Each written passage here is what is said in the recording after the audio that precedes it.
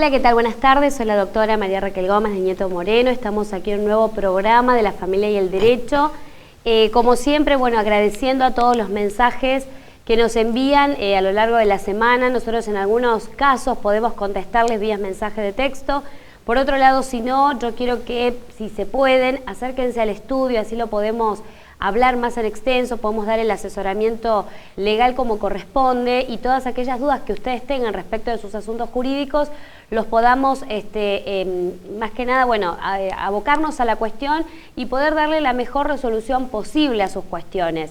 Hay casos a veces que en un simple mensaje no se puede agotar en una respuesta dada así de manera breve, escueta, entonces es importante si se pueden acercar al estudio. Como siempre decimos, atendemos de lunes a viernes de 19:30 a 21 en Avenida Alvear 358, primer piso. Esto es en Benavides, a media cuadra de la estación de de la plaza de Benavides. Es en un primer piso y a 3 cuadras de la estación de Benavides. Estamos allí para asesorarlos. No necesitan en principio pedir turno, porque mucha gente a veces me llama y dice, bueno, quisiera un turno, salvo que no puedan un día en concreto, les podemos dar un horario en particular. Siempre desde entre las 19:30 a 21 podemos, o incluso a veces esperarlos un ratito más del horario o convocarlos un ratito antes, pero en principio es dentro de ese horario. Nosotros no cobramos la consulta, simplemente lo que pedimos es un alimento no perecedero para, bueno, colaborar aquí con los comedores de este Ministerio de Águila Visión. Bueno, desde ya, como les digo, entonces agradecemos siempre todos los mensajes para los televidentes de Mar del Plata también, allí que nos están viendo y nos están, bueno, ya vamos a estar en la zona de Mogotes, en la zona de Punta Mogotes, juntamente con el pastor Ricardo Díaz. Sí. Como bien mi esposo me da el asentimiento, así que desde allí, bueno, les damos de aquí, bueno, muchas bendiciones. Para cualquier consulta, también aquellos televidentes de la zona de Mar del Plata pueden estar comunicándose a los celulares que aparecen en pantalla. Lo único que les decimos es que tienen que adicionar la característica que es 011, porque hemos tenido consultas de allí, pero así como aparece en pantalla no se puede digamos, discar así tal cual, sino que tienen que adicionar el 011 porque si no, no van a poder conseguir al respecto. Así que bueno, desde ya, muchísimas gracias. Del tema que vamos a tratar, antes de pasarle a mi esposo, o por lo pronto el tema que voy a hablar el día de hoy va a ser respecto de las separaciones dañinas. ¿Qué es lo que ocurre cuando existe este llamado moving matrimonial? Cuando ocurre una separación y hay chicos de por medio, cuando hay ese digamos, ese manejo de los niños, sobre todo cuando hay separaciones que han sido separaciones realmente, digamos, contradictorias, separaciones dañinas y conflictivas para todo el grupo familiar. ¿Qué es lo que ocurre con el tema del impedimento de contacto? Sobre todo en eso nos vamos a estar, ya en breve voy a estar refiriéndome y bueno, juntamente vamos a explicar algunos aspectos de qué es lo que es, como les dije, el moving matrimonial, qué es lo que se tiene que hacer frente al impedimento de contacto y sobre todo no poner como botín de guerra y no llevar este ring o este conflicto familiar de parejas, sobre todo a los niños. Ese va a ser el tema que yo seguidamente me voy a estar refiriendo.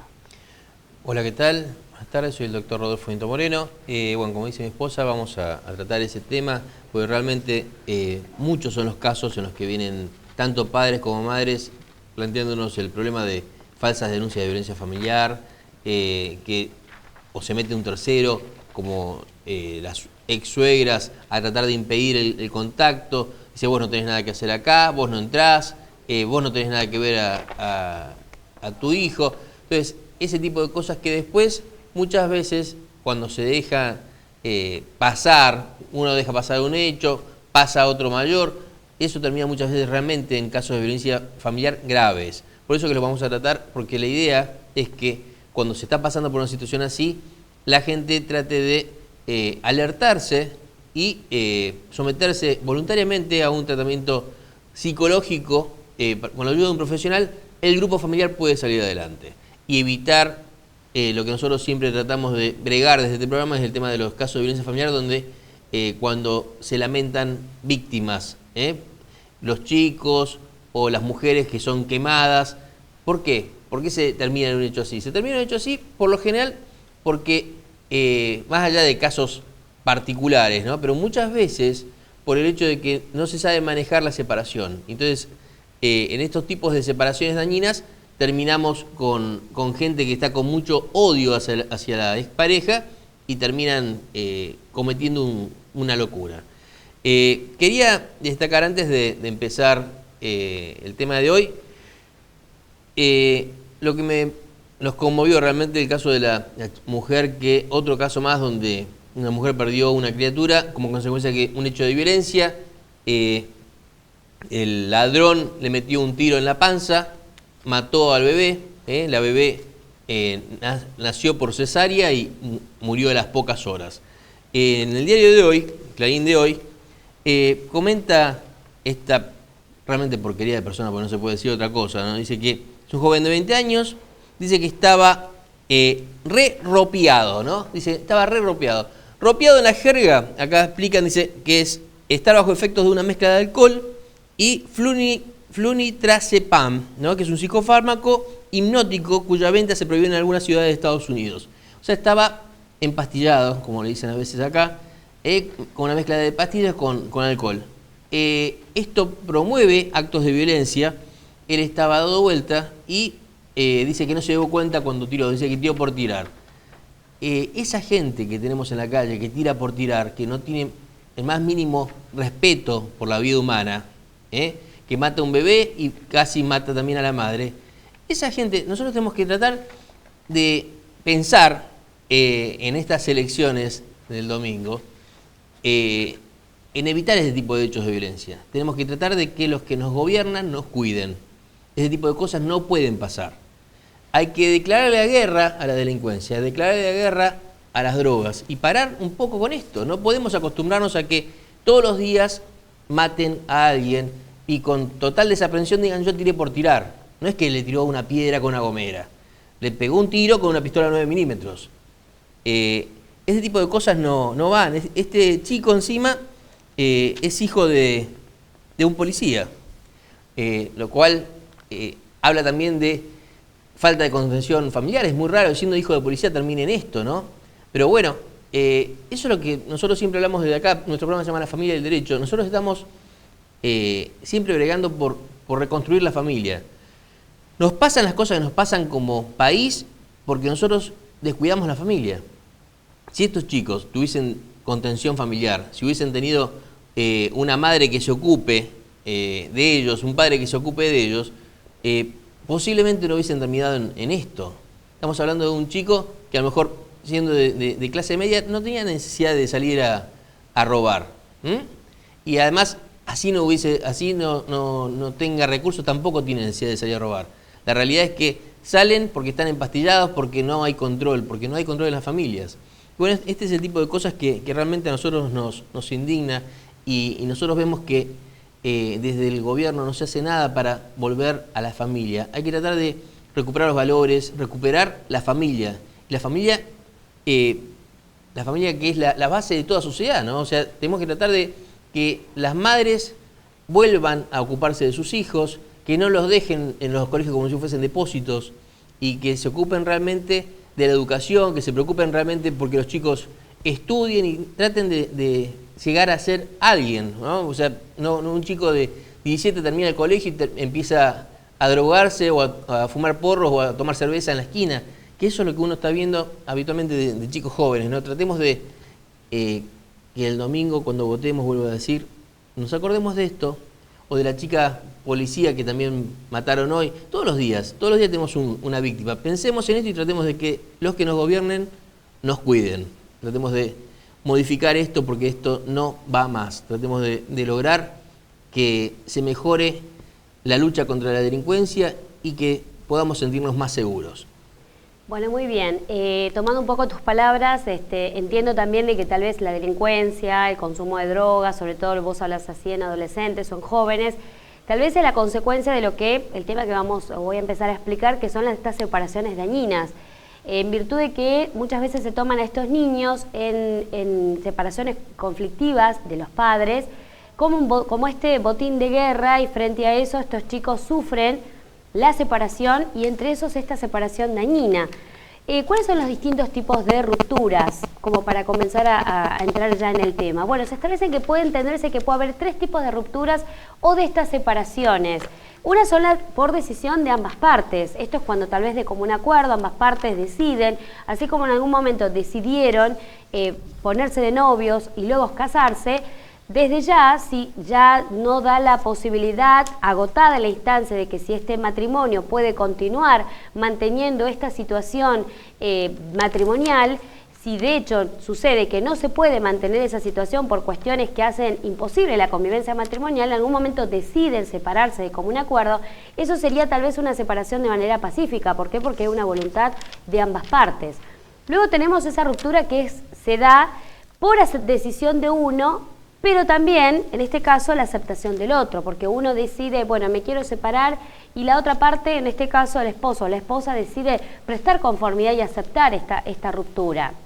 Y por el otro lado, tenemos la llamada ruptura con oposición, que son aquellas rupturas que son de las cuales vamos a tratar, que son aquellas que se producen o que se dan en virtud de esta separación conflictiva, esta separación donde tal vez por motivos de violencia, de agresiones, de violencia ya sea de género, la violencia intrafamiliar, la violencia económica, psicológica, moral, la violencia física, trae como consecuencia que esta separación tiene que ser ordenada pero de manera, digamos, conflictiva, donde no se cuenta con la anuencia del otro cónyuge, sino que simplemente se cuenta de alguna manera con una oposición. ¿Y qué es lo que trae esta oposición?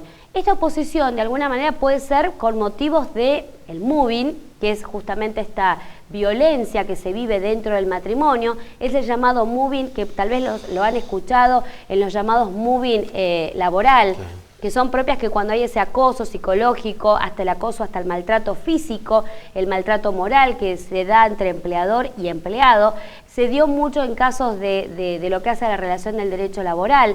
Pero hoy por hoy también se habla del moving familiar, de aquel moving de alguna manera que provoca esto, o sea, esa destrucción de la comunicación familiar traída como consecuencia de hechos de violencia que se repiten, que de alguna manera la persona que lo sufre tal vez no obviamente se da cuenta, porque ya en otros programas yo por lo pronto he manifestado que la persona que es víctima de violencia familiar es una persona que tal vez es negadora de todo, considera que hasta es culpable de estos hechos y que es la consecuencia por el cual el marido reacciona, o el marido o la esposa, porque hemos visto también casos donde no siempre el hombre es en la mayor parte de los casos, pero que en principio la mujer es negadora de esa realidad, y eso es lo que lleva a que ese circuito que se da de la conflictiva familiar, o sea, vaya desde obviamente de los distintos grados de intensidad, pero es como un circuito donde está el perdón, donde se vuelve a cometer el hecho, donde se vuelve a cometer el hecho de violencia, vuelve el perdón. Entonces es un circuito que nunca se puede terminar, a no ser que se ponga fin a través de iniciar las denuncias y las acciones judiciales que correspondan.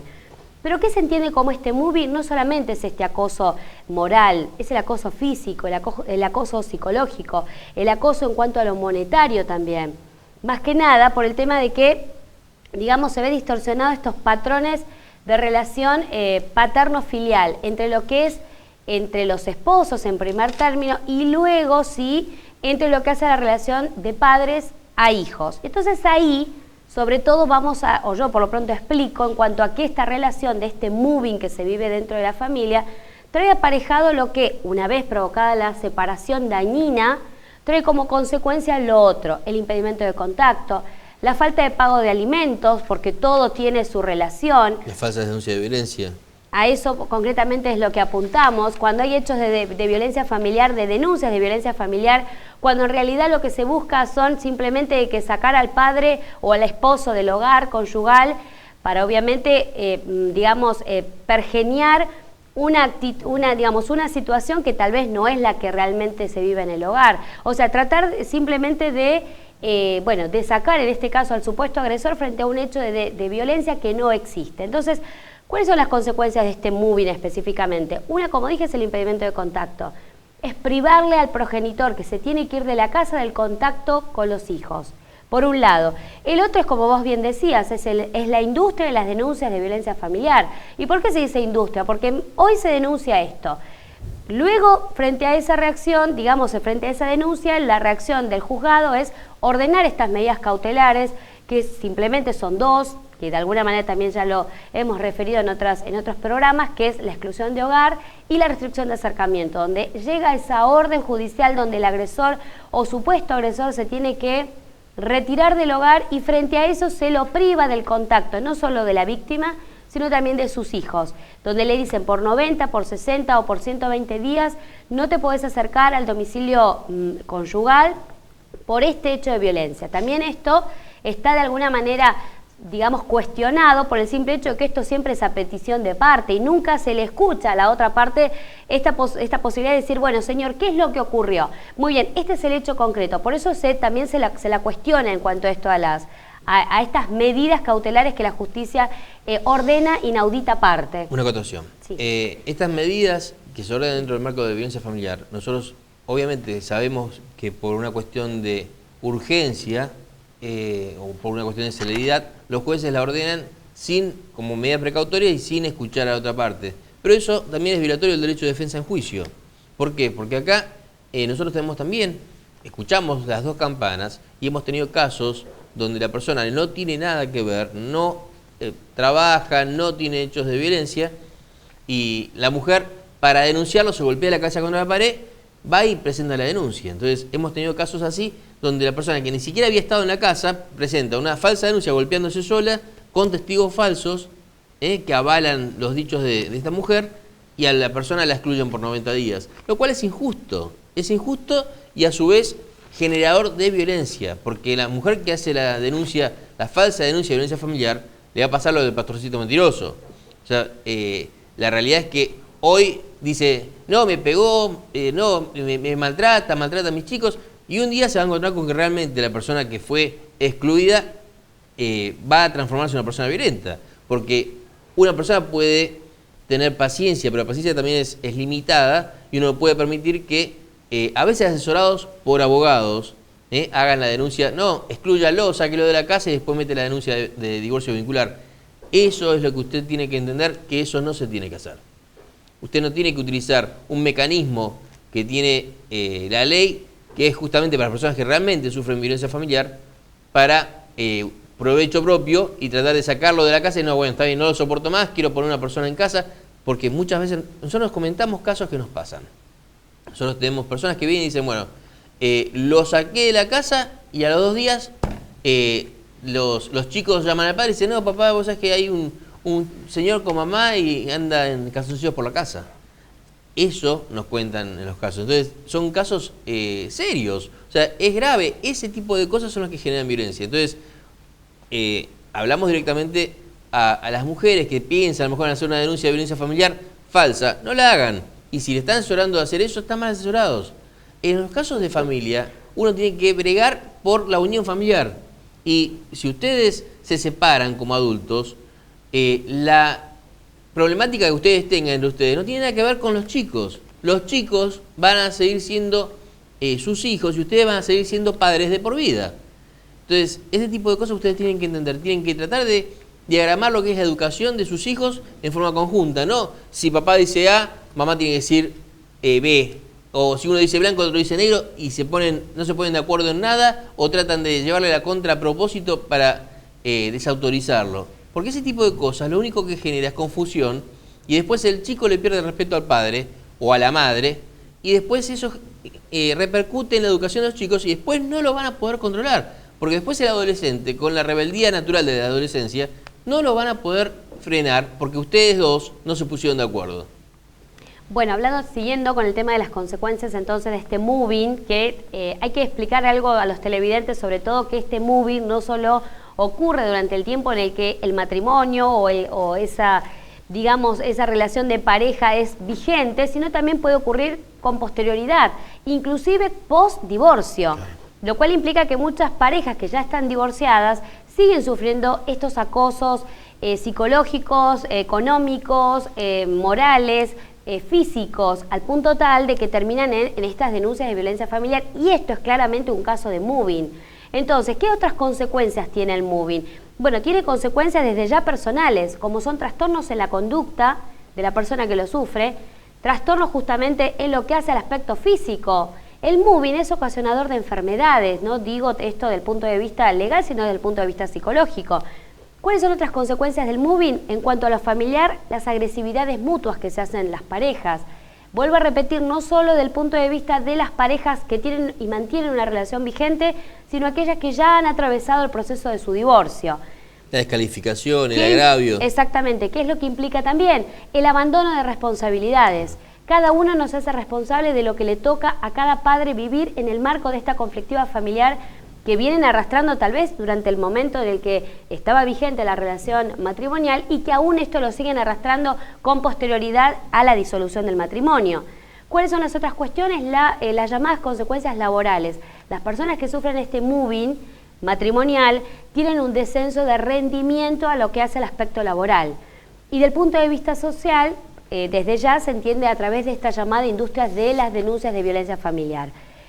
Para que ustedes entiendan, hay dos tipos de parejas. Uno es la pareja funcional, que es aquella pareja donde obra el amor mutuo, donde reinan los proyectos del hogar, donde estos proyectos son compartidos, donde hay un atractivo sexual desde ya, marido y mujer, y donde hay una afinidad como persona entre los cónyuges, a diferencia de lo que se entiende como la pareja disfuncional. La pareja disfuncional puede haber una pareja disfuncional con convivencia y una pareja disfuncional ya separada. Entonces, la pareja disfuncional con convivencia es cuando se lo toma como a los cónyuges, o en este caso tal vez al esposo, que es el jefe de hogar, es la persona que sustenta a nivel económico ese matrimonio, se lo toma como un huésped de hotel. Se dice así en término doctrinario. ¿Por qué? Porque es la persona que viene, trabaja, se levanta, desayuna, como si fuera un hotel, vuelve al empleo y vuelve otra vez a la noche a cenar. Y esa rutina... Y no tienen diálogo en la casa, no hay sobremesa. Exactamente, no hay proyectos que se compartan, no tienen sueños que de alguna manera vean como sueños propios, no hay esta afinidad como persona, digo del punto de vista de los cónyuges. Entonces, ahí se está en presencia de una pareja que es disfuncional, pero que conviven.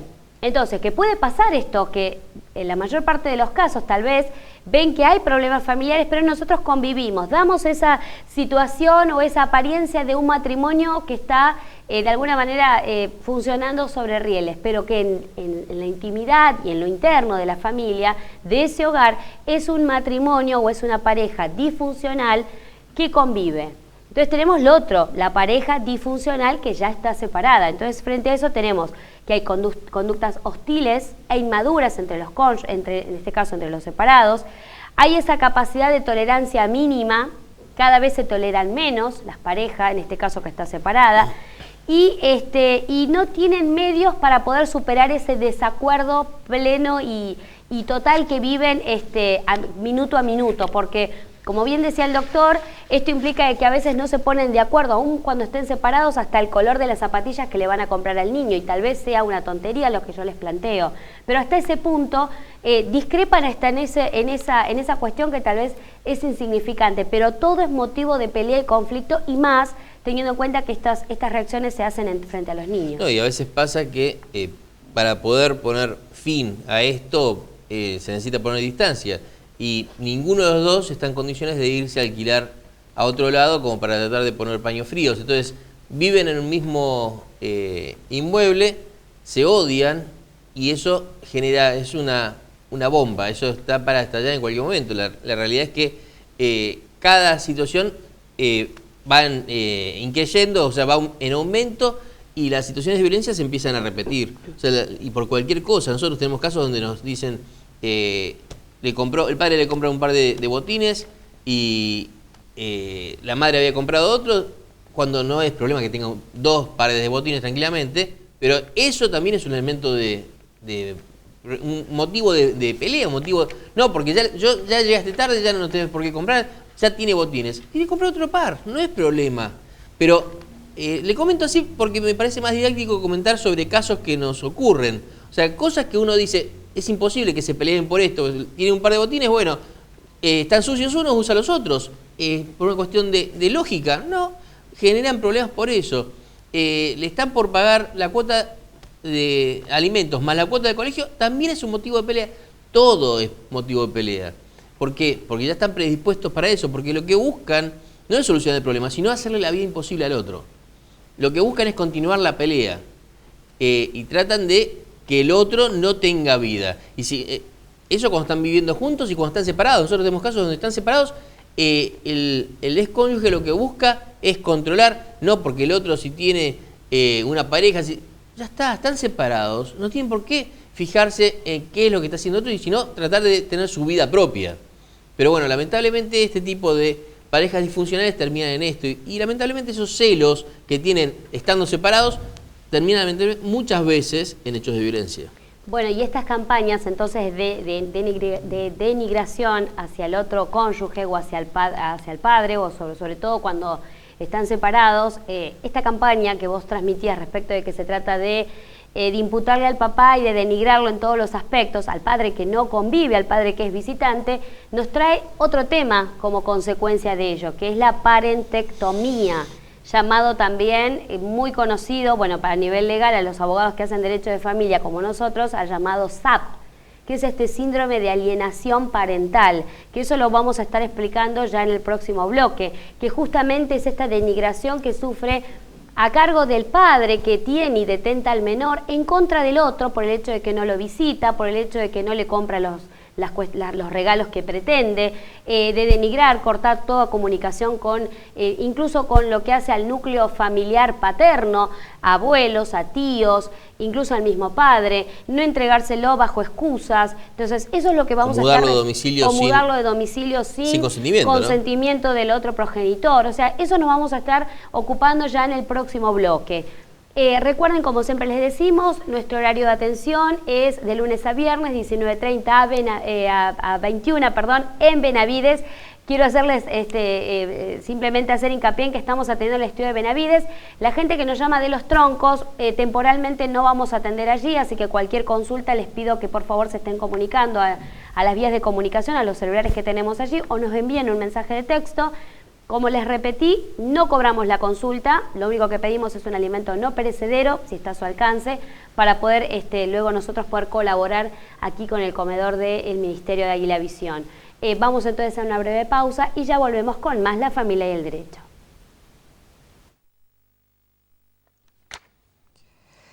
Acá dice que te pegaron y te obligaron a tener relaciones. Sí. Bueno, te voy a revisar a ver si es así. Vine con mi hermana. ¿Puedo entrar? No hace falta. Esto es de rutina. Vamos a hacerlo rapidito. A ver, mostrame. Un momento, paren. ¿Por qué dudás de lo que declaró? ¿Cómo vamos a ver si es así? No.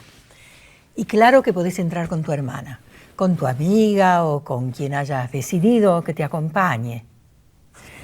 Y será rutina para vos, lamentablemente, pero para ella no es así. Respetale su vergüenza, su intimidad.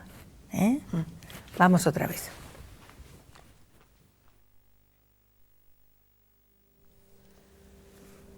¿Acá? Sí. ¿Duele? Sí. Sí. Flor de golpiza. Bueno, voy a buscar a otro colega. Necesito otra opinión. Andá desvistiéndote. Vamos a ver si hay signos claros de relaciones no consentidas. Digo, si se nota que fueron por la fuerza. ¿Me va a revisar un hombre? Un médico. Los médicos revisamos pacientes, hombres o mujeres. No te preocupes. No. Así no. Vos sos médica, pero antes sos persona. Esta chica tiene derecho a la confidencialidad. Vos podés negarte a que te revise a alguien que no querés. ¿Estamos? Bueno, otra vez. ¿Puede entrar mi hermana? Claro. Ahora la llamamos. Yo sé que tenés vergüenza, pero confía en mí. Yo te reviso en un minuto nomás. Tengo que informar cómo son las lesiones. Anda desvistiéndote mientras yo busco a tu hermana. Gracias por creerme. Bien. Ahí estamos. Mucho mejor. Tenés derecho a que cuiden de tu intimidad. A pedir una médica si te sentís más cómoda. A que te acompañe alguien de tu confianza. Bueno, volvemos con el programa de la familia y el derecho. Bueno, como ya han visto este video, de alguna manera refleja la situación de una persona víctima de violencia familiar.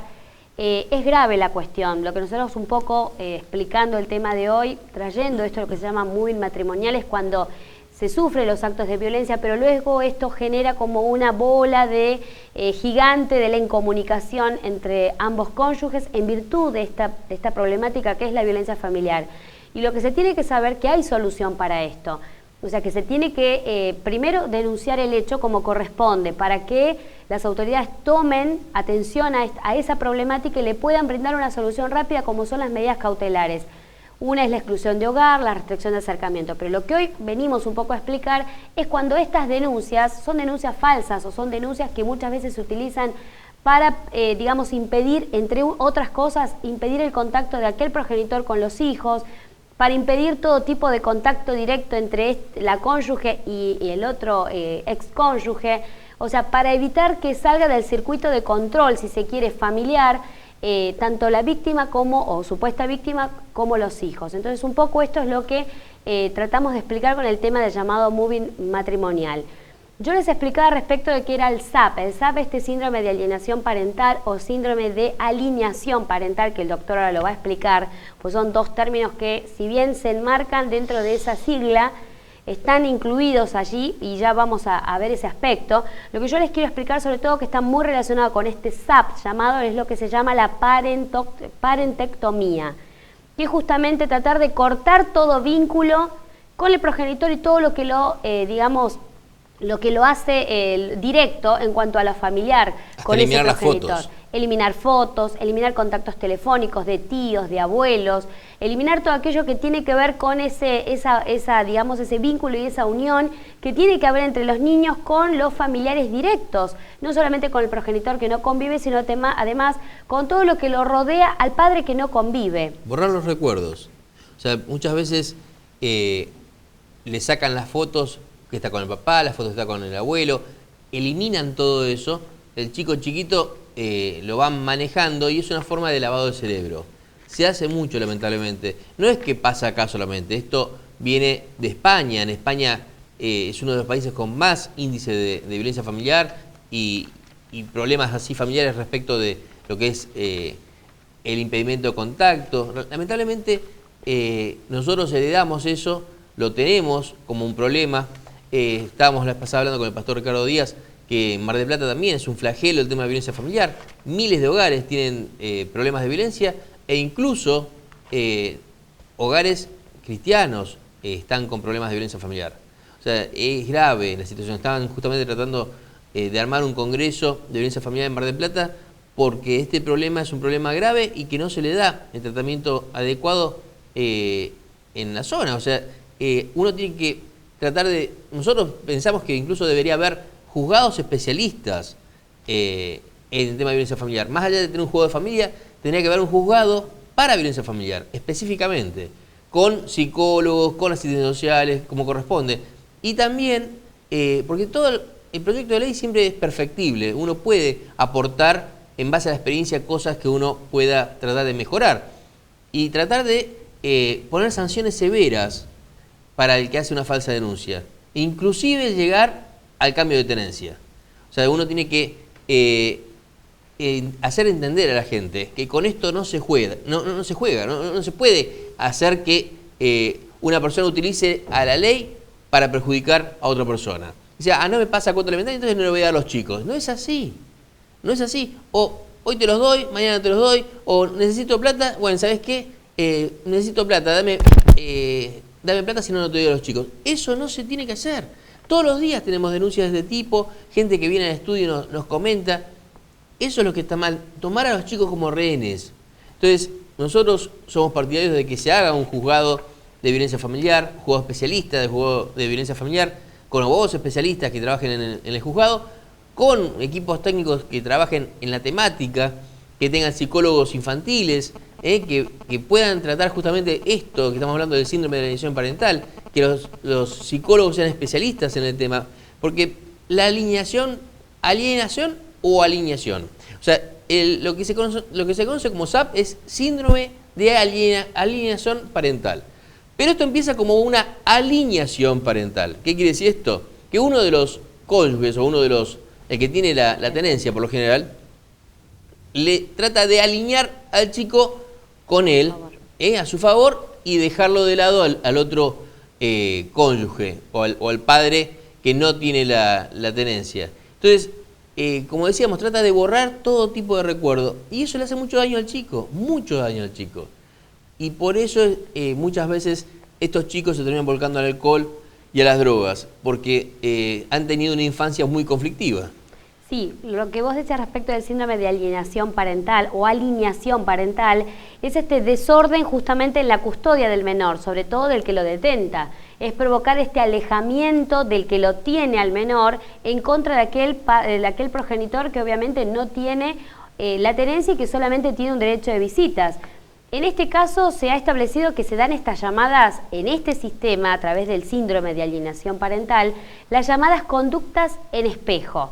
¿Cuáles son estas conductas en espejo? Son estas conductas que obstaculizan justamente esta visita, el régimen o sobre todo esta comunicación paterno-filial que tiene que existir, aun cuando haya una separación inclusive conflictiva, a no ser que obviamente haya causas graves que impidan por orden judicial de que este padre o el progenitor que no detenta la tenencia pueda acercarse a este menor, ya sea por motivos graves, pero esto lo tiene que establecer un juzgado, no tiene que ser por voluntad o decisión antojadiza del padre que lo detente. ¿Cuáles son estas conductas?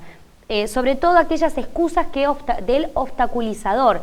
El primero, el hecho de decir, no quiere ir con vos, tiene fiebre, está durmiendo, lo trae tarde, lo hace comer mal. Estas son algunas de las excusas que de alguna manera, o algunas conductas que realizan los padres que obstaculizan ese contacto y que de alguna manera violan el derecho de visitas que tiene el progenitor que no detenta a ese menor. Ni siquiera lo quieren poner en el teléfono. Exactamente. O sea, hay casos en los que el padre no conviviente llama por teléfono para hablar con su hijo, porque también es otra de las formas de... Porque el derecho de visitas es más llamado derecho de visitas. Uno tiene que pensar que es el derecho de contacto con el menor, más que derecho de visita. Entonces, el padre tiene la obligación o también el derecho de hablar con sus hijos, y cuando llama, no, está comiendo, no, está haciendo gimnasia, no, en este momento justo llama hasta ahora, se bañó y ahora está durmiendo. Entonces, en ningún momento le pasó con el hijo. Es una forma de ir cortando vínculos. ¿Y qué pasa? Después al chico no le dice, no, papá llamó. Entonces el chico, ¿qué ve? Que el padre no lo llamó en todo el día. Y el chico después tiene angustia.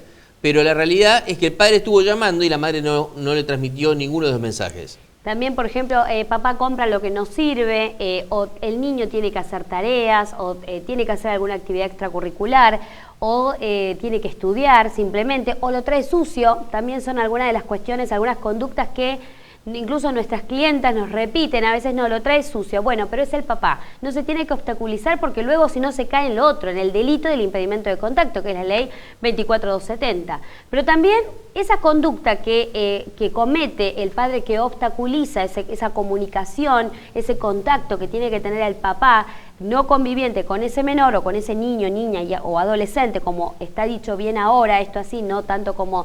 digamos, el término menor porque se entiende como que lo denigra o hasta es discriminatorio.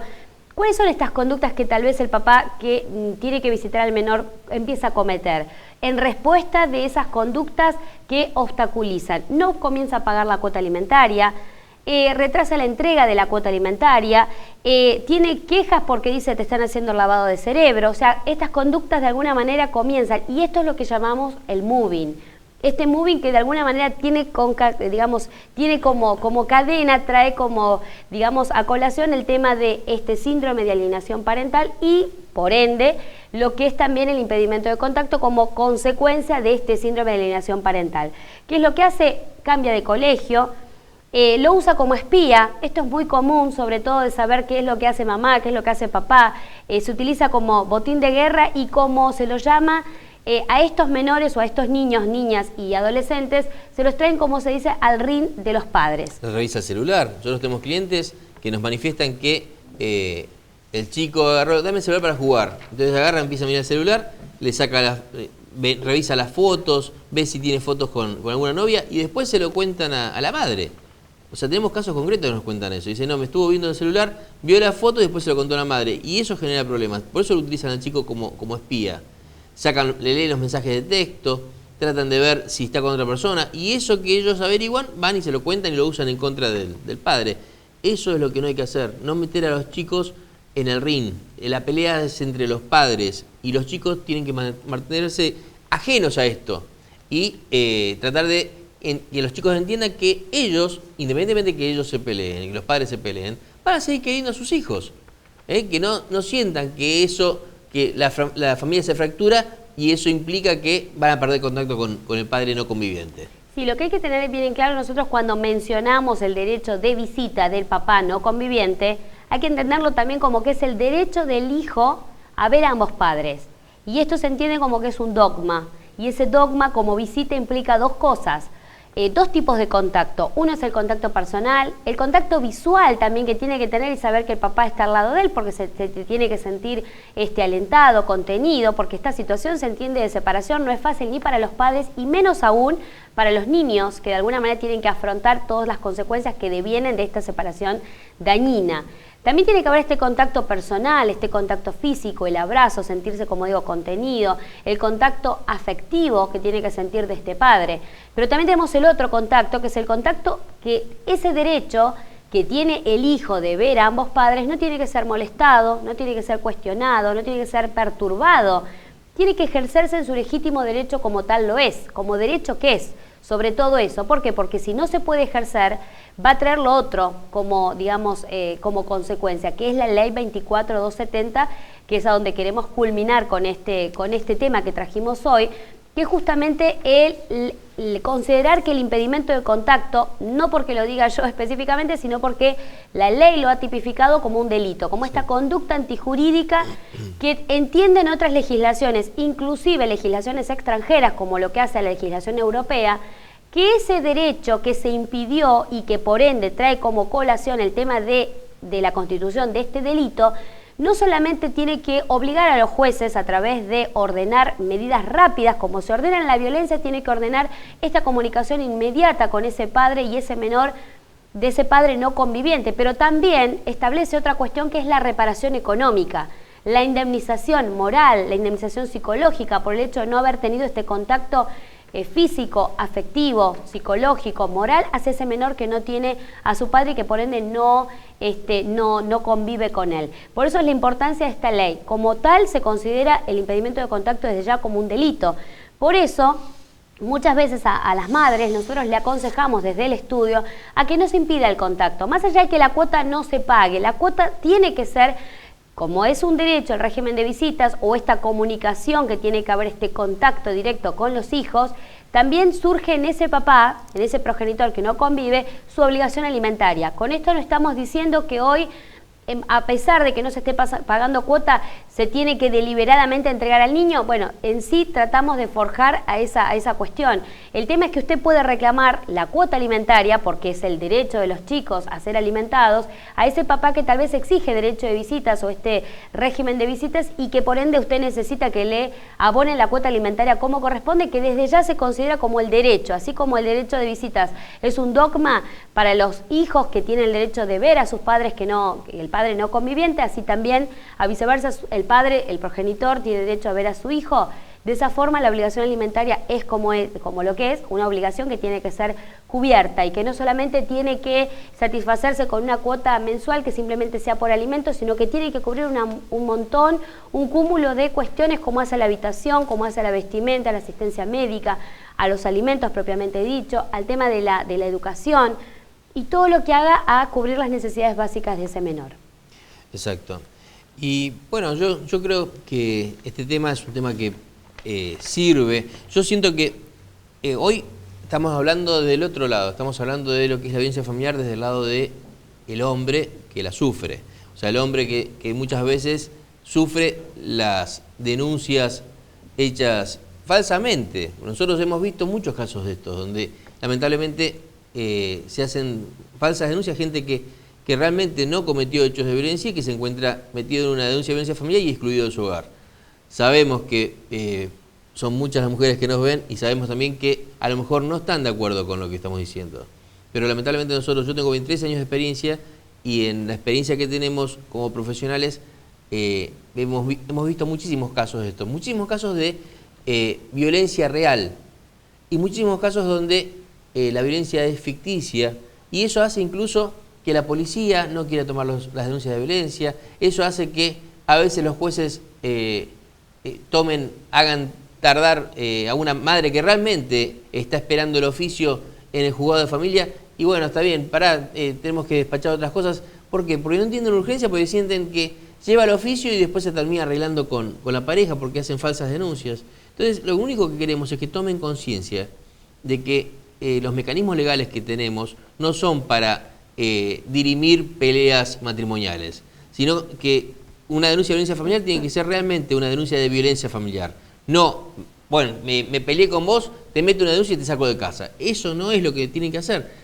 Por eso tratamos de que entiendan. Muchas veces son mal aconsejados y son empujados a hacer este tipo de denuncias. Por eso que nosotros tratamos de que entiendan que los mecanismos que tenemos a nuestro alcance no son para hacer ese tipo de cosas, porque no es para hacer daño a la familia. Nosotros estamos a favor de la familia.